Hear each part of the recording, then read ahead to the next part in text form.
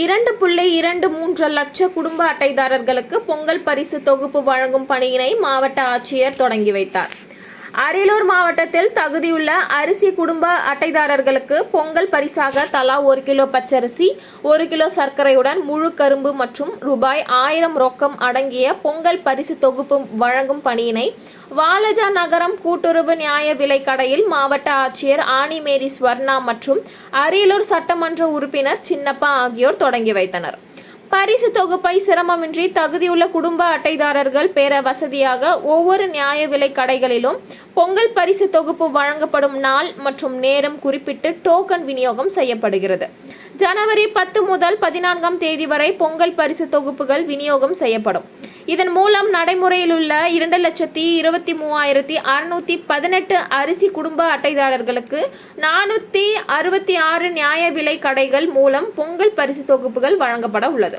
TN செய்திகளுக்காக அரியலூர் மாவட்ட செய்தியாளர் SP ரவிச்சந்திரன்.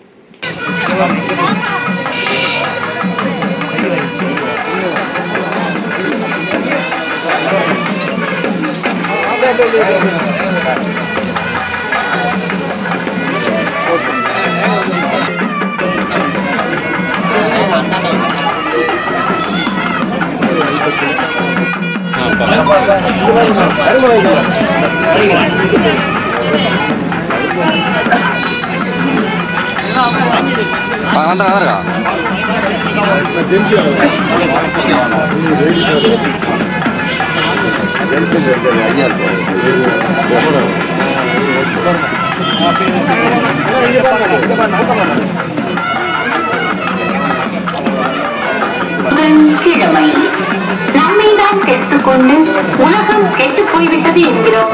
ஸ்ரீமத் பகவத்கீதை.